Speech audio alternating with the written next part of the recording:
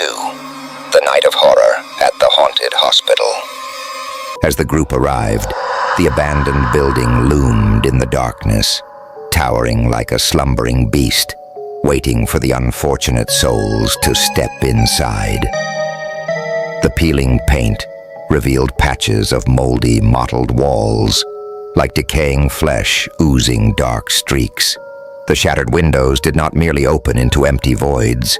Instead, they seemed to harbor something that watched them, silent, patient, waiting for the right moment to call their names. The night wind howled through the cracks of the building, carrying a bone-chilling breath. In the desolate silence, withered tree branches swayed gently with each gust, creating sounds that mimicked soft footsteps trailing behind them. Hayden lifted his flashlight, illuminating the rusted sign hanging loosely at the gate. Hollowgate Psychiatric Hospital, permanently closed.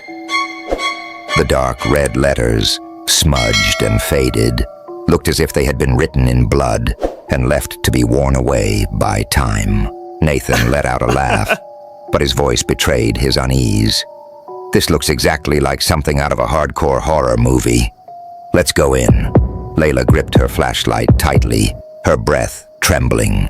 The air here wasn't just cold with the night's chill. Something unseen weighed down on her chest, making it hard to breathe. Troy forced a smile to break the silence. Hey, don't worry. It's just an old building. But the moment he finished speaking, a creaking sound echoed from above. It wasn't the wind. It wasn't the sound of old wood cracking. It was the sound of something moving. A freezing gust swept through, slicing straight to their bones, carrying the stench of damp decay and something foul, metallic. Ashley whispered, so softly it was almost just a breath. I feel like someone's watching. Hayden placed his hand on the rusted iron door. The metal was ice cold, rough, like the surface of a corpse long since decomposed. A shiver crawled up his spine. Bang! The door burst open with a forceful push. The hinges screamed, a high-pitched, grating wail, like bones snapping, like nails clawing desperately against walls. The sound stretched unnaturally long, as if something inside had just been awakened. A gust of frigid air rushed out, not the stale mustiness of an old place, but the breath of something that had been forgotten in the dark for too long. A putrid stench immediately assaulted their noses, making Troy gag and clamp a hand over his mouth. His face twisted in disgust. It wasn't just the mildew of rotting walls. It was the stench of decomposing flesh, dried blood, and something that had decayed so completely that it had become one with this place. Hayden swallowed hard, forcing down the shiver running down his spine. He forced a smirk, masking his unease. Let's go. We came all this way, didn't we? But deep in his eyes, a flicker of worry gleamed. One by one, they stepped through the threshold, only to immediately feel like they were being pulled into another dimension. The darkness inside wasn't just the absence of light. It was alive. It slithered across their skin, seeped into their breaths, thickening the air as if something unseen was crawling inside their throats. And then, behind them, the rusted iron door slowly creaked shut. No one touched it. There was no wind, yet it closed, gradually, heavily, as if an invisible hand was silently pushing them deeper into the abyss.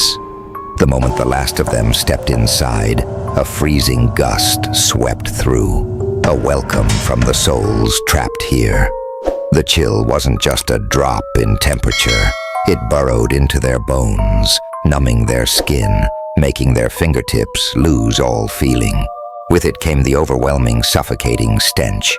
It wasn't just the musty smell of a long-abandoned place. It was the suffocating odor of death. A stale, rotting air, thick with the scent of corpses long buried in the dark, bodies that had decomposed to the point where they had become part of this very place. The air inside wasn't just cold, it was heavy. A dense, invisible film clung to their skin, wrapped around their necks, squeezed their chests. With every step they took, it pressed closer, slithering over their flesh like unseen fingers, tightening, gripping. The group held their breath. No one spoke, but they all felt it. Something unseen was moving in the air. It slithered between them, traced over their skin like ghostly fingertips. It lurked in the darkness, watching, waiting. Ashley clamped a hand over her nose, her breath ragged. Her face was pale, bloodless. Her voice quivered, barely a whisper. This smell. It's like a corpse that's been rotting for years. The trembling beam of the flashlight swept across the stained walls.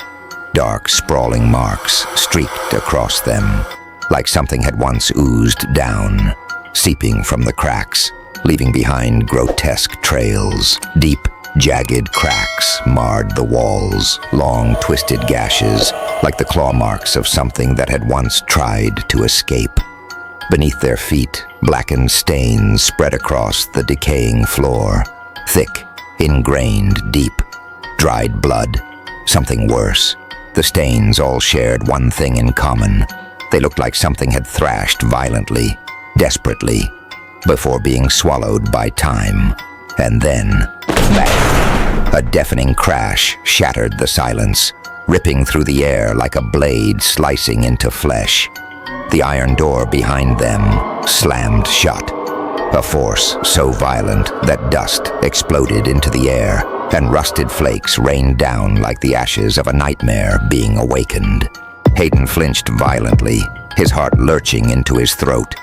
He lunged at the door, gripping the handle with both hands, yanking with all his strength.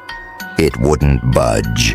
It didn't move an inch, as if something on the other side was holding it shut. Nathan panicked, pounding his fists against the door. The sound echoed down the dark hallway, only to be swallowed instantly, as if the darkness itself refused to answer. This can't be happening. What the hell is going on? No one answered. No other sounds, only their own ragged breathing. But it wasn't silence. It was a suffocating, unnatural stillness. And then, from deep within the pitch-black corridor, a sound arose.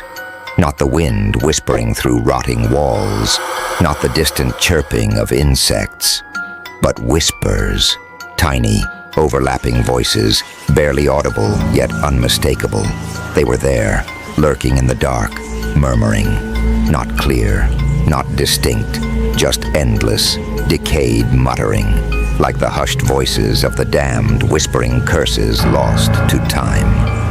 Layla clutched her arms tightly, trying to still her trembling. Her voice was almost a sob. Someone is talking. Troy swallowed hard, gripping his flashlight so tightly, his knuckles turned white. No. That's impossible. The flashlight beam flickered through the endless hallway, but the weak light could not penetrate the thick darkness.